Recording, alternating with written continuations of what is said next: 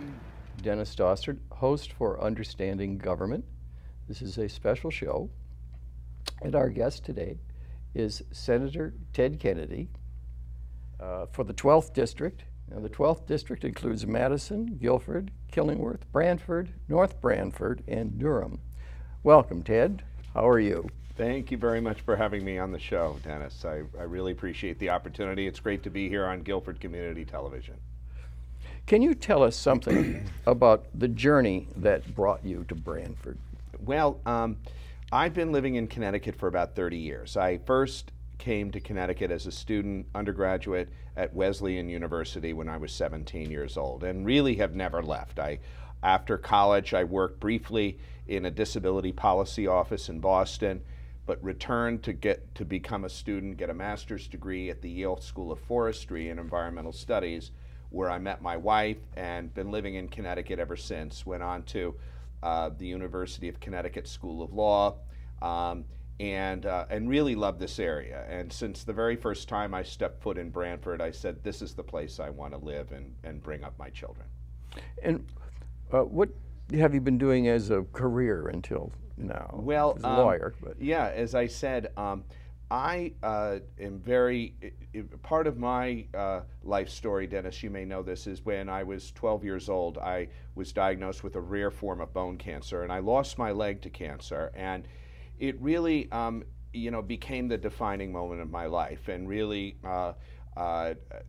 charted me on a course towards advocacy for people with disabilities. And I'm also interested in the public health aspects of environmental contamination, people getting sick because they're exposed to toxic substances, exposed to cancer-causing agents and whatnot. So my whole life has really been in the realm of public policy and advocacy for others. And after I left the forestry school, I worked in New Haven on a lead poisoning program, pediatric lead poisoning, which is, as we all know now, is one of the leading known causes of intellectual disability. And then went on to law school. I worked as an attorney at the New Haven law firm of Wigan and Dana for a number of years, and then was counsel in-house, that's an in-house lawyer, for the Connecticut Hospital Association, where my clients were the acute care hospital system that we have here in Connecticut. So I'm really, and have taken that advocacy work in a more formal way as the elected state senator for the 12th District, which is such a privilege and an honor. And this is the first time you've run for elected office, in spite of the fact that you're probably the member of the most well-known political family in America. Why? What took you so long to get into the family business? Well, I did take my time. Yeah. I think that I had an opportunity to run for office at other points in my life, but I just didn't feel like it was the right time. I wanted to make sure when I did throw my hat in the ring, so to speak, that I would have something to offer, that I could really benefit from my experience as a lawyer, my experience as a business owner, my experience as a father, and I really wanted to have the time. As you know, Dennis, you're involved in many community affairs here as well in Guilford. You know that even serving on the local boards here in town requires a tremendous amount of time, and I wanted to make sure, I believe that my number one responsibility was really to my children, and I really wanted to make sure that I would be there for them in their formative years and their young years before I got involved in politics. Because although the state Senate is considered technically a part-time job, we all know that to do anything well requires a full-time mentality and a full-time commitment. And what drew you to state senator instead of another position in the state? Well, I think, first of all, the Connecticut General Assembly is a terrific place. I love the state of Connecticut. This is the most incredible area in my mind. My district spans Brantford, Guilford, Madison, North Brantford, Durham, and Killingworth. We have the beautiful coastal towns, of course, of Guilford and Brantford and Madison. We have rural districts and steeped in a rich agricultural history, such as North Brantford and Durham and Killingworth. So it's diverse. The people are wonderful. A lot of community engagement. And really, Dennis, today, state government is where the action is. We hear constantly how there's gridlock and partisanship, hyper-partisanship in places like Washington, D.C., where it's very, very difficult to get anything done because of the toxic political climate that exists there. Not so in the state capitals around the country, where a lot of the innovation, a lot of the public policy experimentation is going on.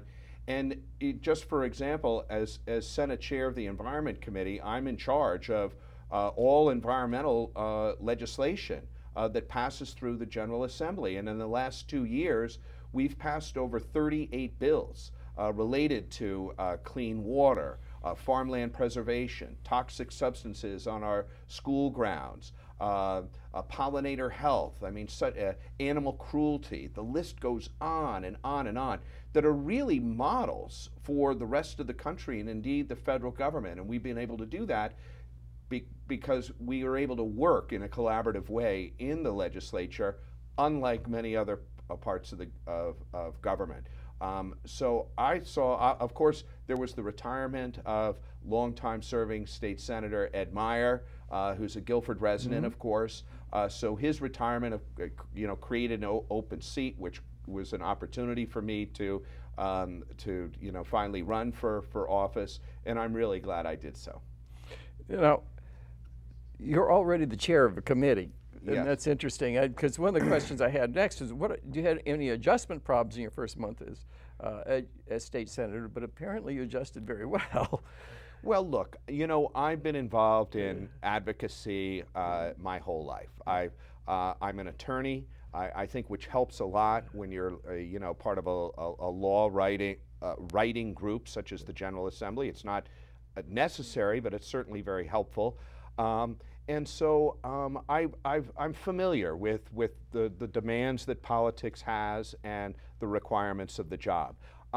As I mentioned before a few moments ago, I'm a graduate of the Yale School of Forestry and Environmental Studies, which is one of the nation's foremost environmental public policy graduate schools. So now I'm able to take that policy knowledge and my advocacy for clean water and clean air, prevention of exposure of toxic substances to kids, for example, and actually do something about it as the chair of the Environment Committee.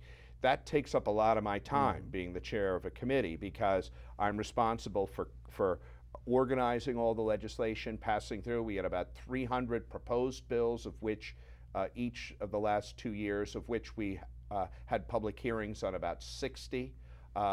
And I also have been able to work in a really collaborative way with my colleagues who've been serving, many of them on the Environment Committee for a lot longer than I have. When you say we, you mean the Environment Committee? Yes, yes. But the environment is a really important issue to those of us who live here on the shoreline. We know, for example, that Long Island Sound is the keystone environmental asset of our state. We know how important it is, not just aesthetically, not just, isn't it beautiful to look at and take our kids swimming in Long Island Sound, but we know it's critical to the economic vitality of our region, because one of the main reasons why people want to locate here in these bucolic, historic coastal communities along the Connecticut shoreline is the quality of life. People like knowing that they can purchase, locally grown fruits and vegetables. They like having open space. The active organizations like the Guilford Land Trust and other groups that are preserving and protecting. In fact, this community of Guilford has one of the largest percentages of protected land in the entire state of Connecticut. That's because people care about these assets and want to preserve and protect these assets for future generations. So it's a strong ethic of the people that live here in this community, and it's also ideas that transcend political boundaries. In other words, whether you're a Democrat or a Republican and you live here on the shoreline, chances are, preserving and protecting our environment is high up on your list of things that it's important for the state of Connecticut to be involved with. It is. Now, do you have a staff? I do. Okay. I have a very small staff. I have one legislative aide. Now, I'm fortunate as since I chair a committee, I can avail myself of, for example, the committee clerk. The staff in the General Assembly is excellent. I have a fantastic lawyer who works on the Environment Committee, who helps me research and draft a lot of this legislation, is extremely experienced. But obviously, my number one job, Dennis, is to serve my constituents, to serve my towns, to serve the local businesses here, and to serve my constituents. And that is all needs to be done by one person. I'm told by members of the General Assembly that I receive more emails and phone calls than nearly every other legislator in Hartford. I'm not surprised by that because that's been true for every single one of the members of my family who've served in office, and I consider it an honor to be able to intercede and really help so many people on the shoreline. But it's really, that's my number one job, is to be people's personal representative in Hartford, and that's why I've hosted numerous office hours. You know about them. Yes.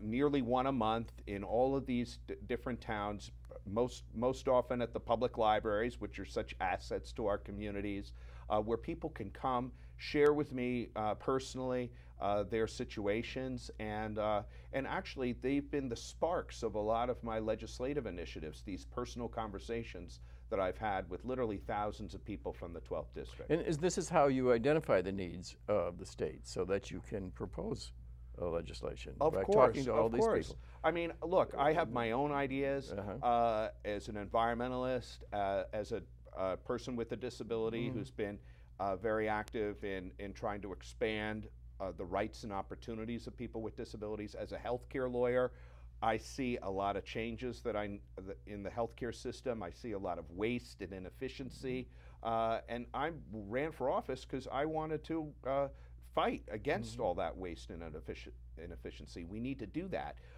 So I have my own ideas about how we can improve the healthcare delivery system, about how we can expand home care opportunities for our seniors and people with disabilities, about how we can, for example, preserve and protect our environment. But I rely on conversations, daily conversations with the citizens of the 12th District. They tell me what's on their mind. When a specific bill is being proposed, for example, that's going to impact the business community, I call business owners here in the district to ask them, do you think this is a good idea or not, and why? When there's a particular piece of legislation concerning education, for example, an area where there's massive transformation taking place in our educational systems, I speak to the local PTAs, I speak to the boards of educations, and I speak to the superintendents of these schools, so I can become very informed before I make a policy decision or cast a vote on those issues. And how do you get the bill passed? What do you do? What are the steps that you take to keep a bill moving? I think that's an excellent question.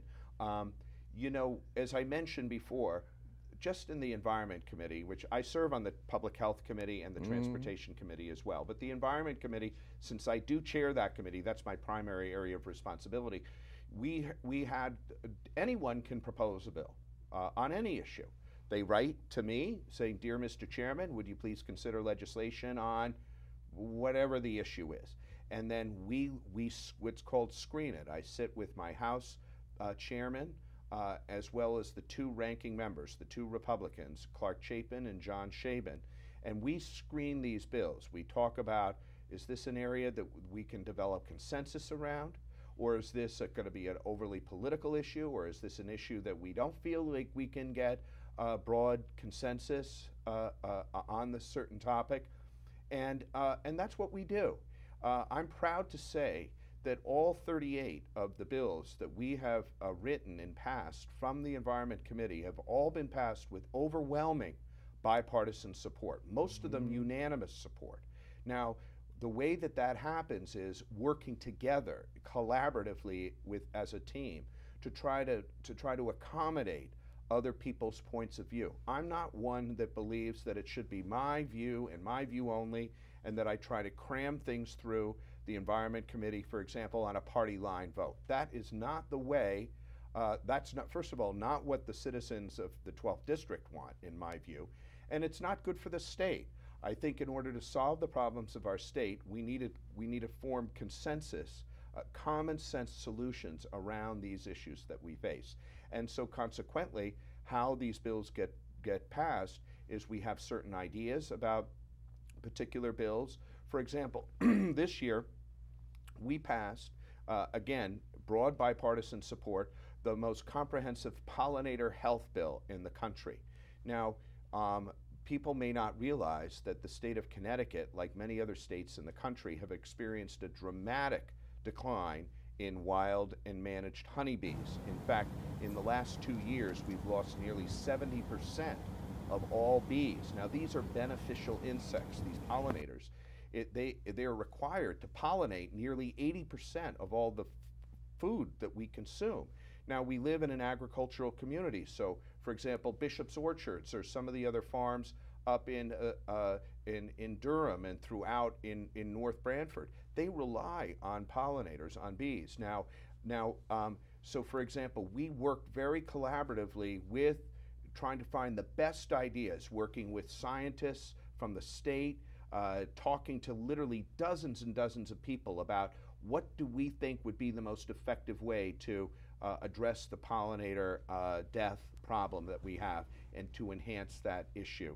And so I'm proud to say that we passed the most comprehensive pollinator health law in the nation. So it's, now when we do that, we work on these issues far before the general session gets going. As you know, we have a part-time General Assembly. This past year, we met in the first week of February, and we had our legislative work done by the end of May. We had a couple special sessions, but by and large, it's a very condensed period of time. So like anything else in life, Dennis, you need to be prepared.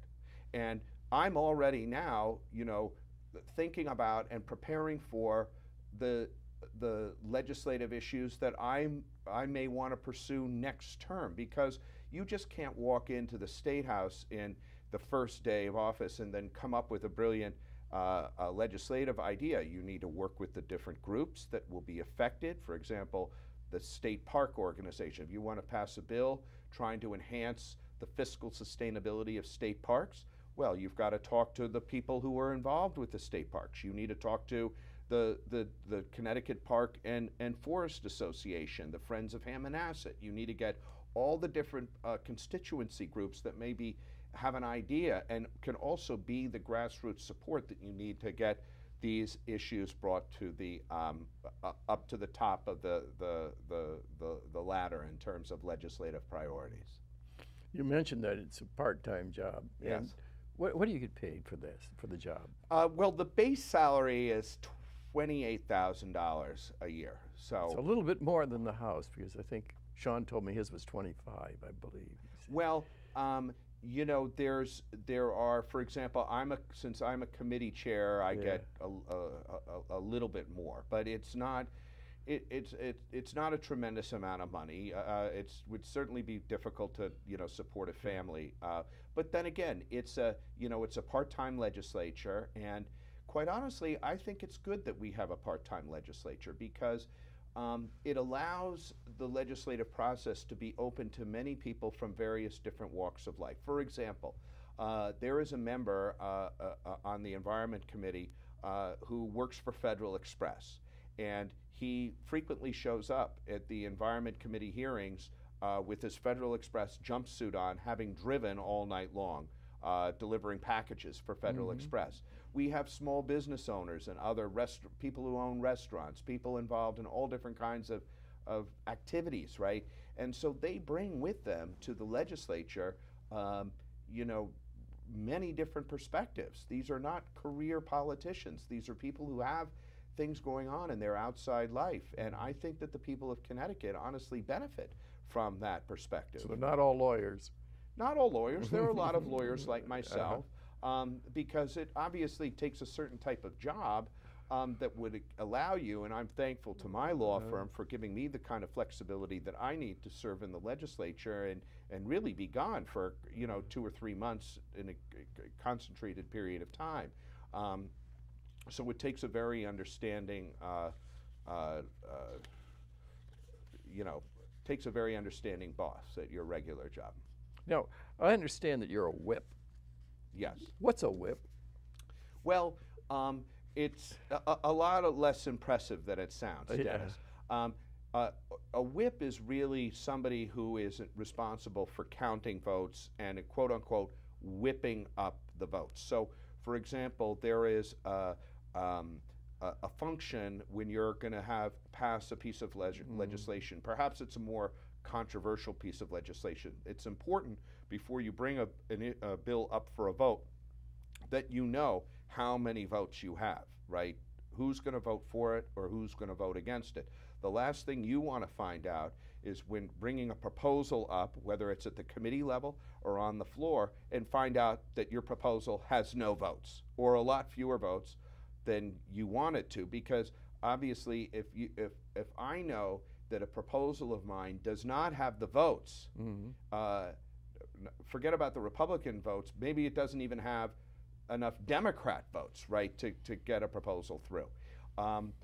Then obviously a proposal is not going to be raised to begin with because that's embarrassing to the proponent of a bill. So one of the functions of a whip is to make sure that votes are counted, that you know where people stand on the issues, and can accurately assess the prospects of different pieces of legislation. How did you get chosen for that? Well, it's honestly, it's kind of a more ceremonial title than anything else. It really is just a formality. In all honesty, Dennis. Yeah. Okay. Now, what do you consider to be your greatest achievement in your first term? Well, it's hard to really say what my greatest legislative achievement is.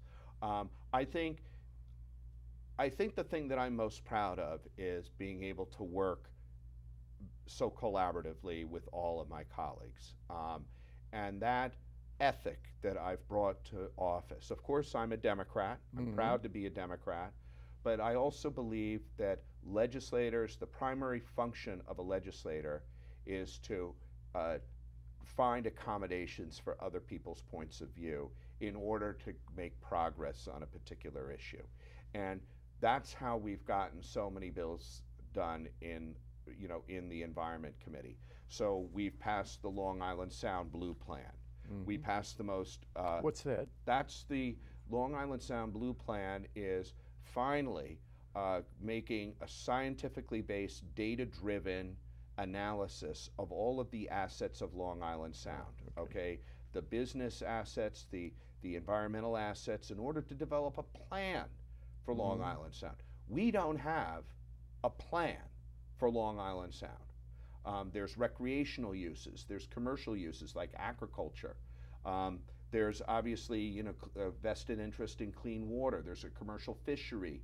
So we need to figure out, there's a lot of competing uses for Long Island Sound. So this is an idea that has been forwarded by Democrats and Republicans alike, and I'm proud that we were able to get that piece of legislation done to finally use scientifically based analysis and planning for what I consider our greatest environmental asset. Secondly, we passed the toughest microbeads legislation in the country. Microbeads are the tiny plastic beads that are deliberately added to many consumer products, including facial washes and toothpaste, by companies such as Colgate-Palmolive, Procter & Gamble, Unilever, and the like. There are hundreds of products. They wash right down the drain and are not captured in the sewage treatment plant and end up in our rivers and streams and eventually in Long Island Sound. Instead of just calling for an outright ban on microbeads, which many people wanted, I chose to work together with the businesses to try to see if we can phase these out over time. So you're not leaving a lot of the stores holding the bag with inventory of items that they can't sell, and giving them time to come up with substitutes for these materials. and I was very proud to say that within about 6 months, the U.S. Congress passed a microbeads law largely fashioned on the bill that we had here in the state of Connecticut. We've also most recently passed a much more comprehensive animal cruelty bill. Now, animals fall under the under the jurisdiction of the Environment Committee, as does agriculture. You know, animal abuse is a despicable crime, yet every day we hear about people that are torturing and mutilating animals and getting away with it because so often these cases are dismissed or somebody gets accelerated rehabilitation and really don't have to account for their crime and end up becoming repeat offenders and go on, statistics show that people go on much higher level of domestic abuse and other such crimes. So finally we passed a law this year to make the second offense, you have to pay the price. In other words, you can't continue to abuse animals and get away with it. People are going to be held accountable for these crimes once and for all. I already talked about the pollinator bill, which is probably the single most important environmental bill we got done this year. We passed a bill concerning consumer packaging. Consumer packaging is an important issue because consumer packaging consists of about between 25 and 33% of all our municipal solid waste. That's when we put things out in the garbage. About 33% of all that is consumer packaging, and our towns spend millions and millions of dollars discarding consumer packaging. And because we are now purchasing so many things online, so many things arrive in boxes, and their boxes have smaller boxes, and there's popcorn and wrapping. Finally, you get to the little item that's about that big, and there's a tremendous amount of waste. Well, who ends up paying for that waste are actually the taxpayers of our town because it's driving up the disposal costs for our towns. So we're looking at trying to figure out how to reduce and reuse and recycle more of these products. And I think that's going to be an important bill. But probably the single most important bill that I was able to pass this past session was a mental health parity bill. As you know, there are many families here on the shoreline who are impacted by mental health problems. And people tell me that they're at their wits' end because their children need mental health services and are told by their health insurance companies that they're not qualified for that to receive coverage for those services. Or people go and take their child into Yale New Haven Hospital because the child is having an emergency, and the hospital says, I think your child needs, psychiatric help. They need a bed in a psychiatric facility, but there are no, the insurance won't pay for it, and we can't do anything about it. So even though mental health parity is on paper been eliminated, in the last few years, we've been able to eliminate a lot of the obvious differentials in coverage and payment between mental health services and physical health services.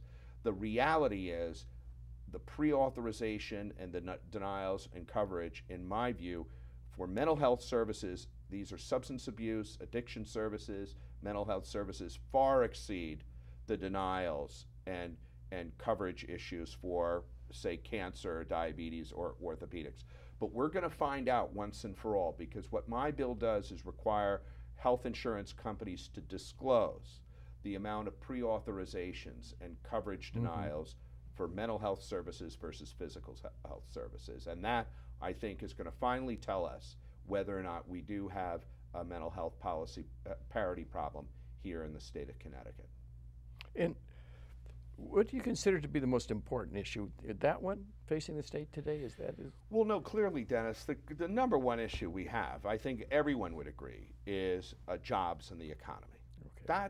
That eclipses probably everything that we've talked about here today. As important it is to preserve and protect the environment, as important it is to ensure that people get home care as opposed to being forced into nursing homes and all that. None of that is going to be possible. We're not going to be able to pay for home care. We're not going to be able to pay for mental health services or to preserve and protect Long Island Sound unless we have businesses here in the state growing, thriving, paying taxes, employing people. And that's the number one issue that we face as a state. We know that we need to do a much better job. We hear every day how much the state, we need to improve our competitiveness, that we need to streamline regulations, make it easier for businesses to comply with regulations, and whatnot. Now, we're never going to be the cheapest state in the country to live. We never are. We live in an expensive part of the country. Land is very expensive here. We have a very high quality of life. Thankfully, we do rank very high in measures such as quality of life. Our public schools are the best in the country. We have a lot that we have going for us, Dennis, and many parts of the country would kill to be where we are right here. In the Northeast, geographically located, beautiful environment, have train service to Boston and to New York City, right along a major interstate highway, pretty little downtown areas. I mean, this is a pretty special place that Well, a lot of people would really love to live here. But we just haven't been able to convert a lot of our assets, a lot of our competitive advantages to actionable business activity. That is our number one issue.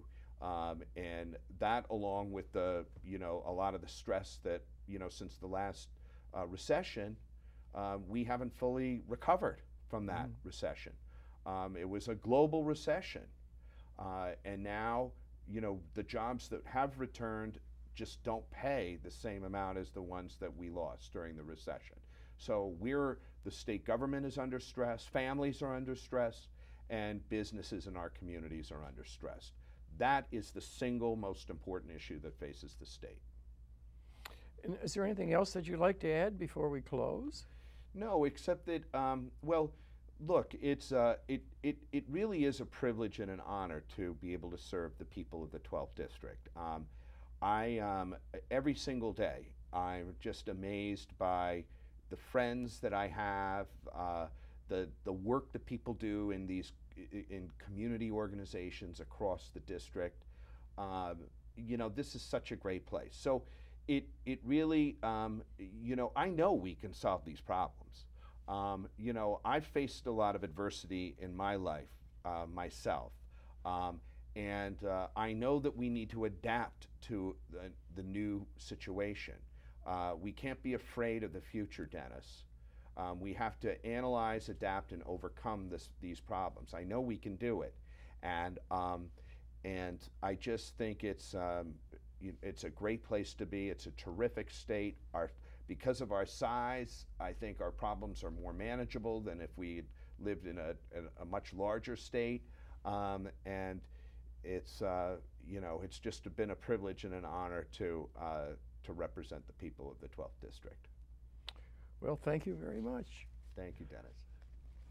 This concludes our interview with Senator Ted Kennedy. Go online to see an interview with State Representative Sean Scanlon. Good government requires an informed public. I hope this program helps you to make your important decisions as voters and citizens of Connecticut. Goodbye for today.